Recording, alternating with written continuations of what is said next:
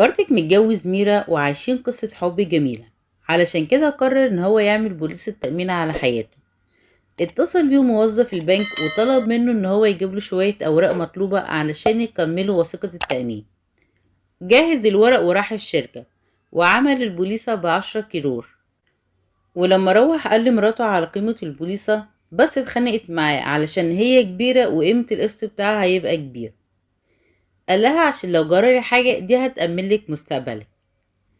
لما رجع قالت له ان امها اتصلت بيها وطلبت منهم ان هم يروحوا برانيس علشان ذكرى وفاة ابوها، وبما ان هي ما عندهاش اخوات فطلبت منه ان هما الاتنين هيعملوا الطقوس.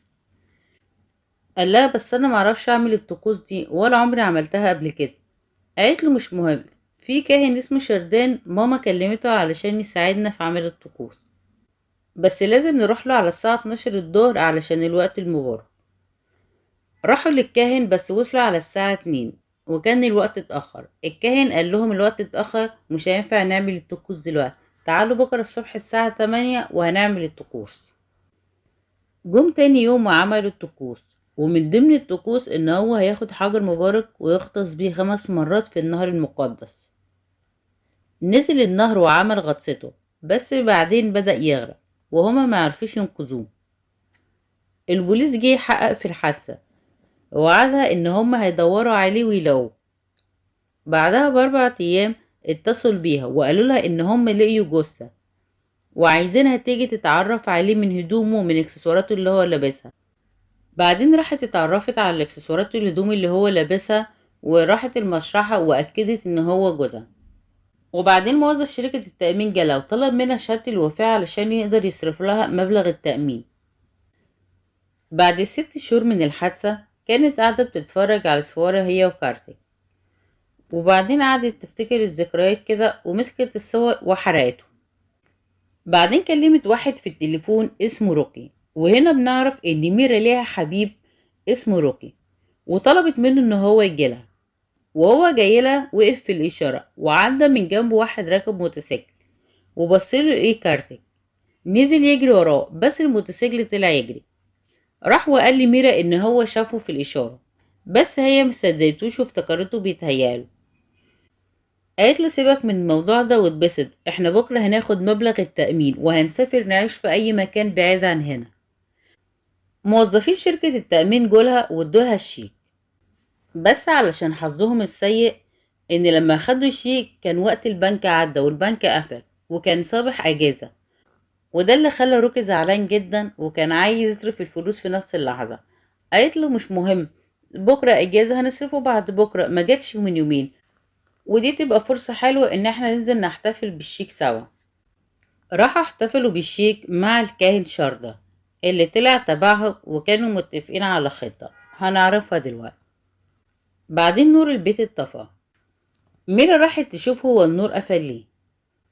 بعدين لقيت البروجيكتور اشتغل، فاستغربوا هو اشتغل لوحده ازاي.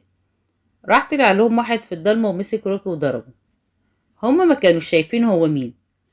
بعدين نور النور وظهر لهم ان هو كارتك، وقال لها ان هو كان عارف خطتها من الاول وما كانش واثق فيها من ساعة ما اتهمت اخوه ان هو حاول يعتدي عليها وخلته يطرده من البيت، وعرفها ان هو سمع الخطة اللي هما كانوا متفقين عليها، وان هي لما يروحوا المعبد وينزل النهر ويغطس هيكون في غطاس تبعهم اسمه الشيرة، ده هيمسكه ويغرقه. وقال لها ان هو لما لقي الشيرة بيغرقه تحت المية كسروا رقبته وقتله ولبسه لبسه واداله الاكسسوارات وكل حاجة معاه حتى الورق. وهي دي الجثة اللي هما لقيوها في المية اللي هي اتعرفت عليها على انه هو. وهو بيتكلم معاها الكاهن شرطة هدده بالمسدس وكان هيقتله، بس الكاهن قبل ما يضربه بالنار راح في حد ضربه في ايده بالرصاص، وطلع ان هو انوج اخوه اللي كان عارف ان مرات اخوه بتخونه، بس خاف يقول لاخوه علشان هو مش هيصدقه. علشان كده راكب كاميرات في البيت كله علشان يكشف خيانة مرات اخوه. وبعدين ورا لاخوه الفيديوهات اللي بتثبت ان مراته بتخونه فيه، وكمان شاف فيديو الاتفاق على الخطة اللي كانت بينهم. علشان كده قرر ان هو هيضحك عليها زي ما هي بتضحك عليه. فعمل بوليصة التأمين بمبلغ كبير، وراح قال لها علشان عارف ان هي هتطمع وهتقتله علشان تاخد التأمين. وفعلا ده اللي حصل. ولما عمل بوليصة التأمين خلى أنوج أخوه هو المستفيد الأساسي من مبلغ التأمين ومن أملاكه بعد وفاته، وهي ملهاش أي حاجة. قال لها بصي أنا هعمل معاك اتفاق، أنا دلوقتي ممكن أخد كل التسجيلات دي وراح أقدمها للبوليس وهيعدموكي، بس انتي لو مش عايزاني أعمل كده خدي المسدس واقتلي روكي والكاهن، والاختيار هيبقى ليكي. وسابها ومشي. فهي خافت لا يبلغ عنها ويعدمها، علشان كده اختارت ان هي تقتل روكي والكاهن علشان تهرب من الاعدام. وبكده يكون خلص فيلم النهارده.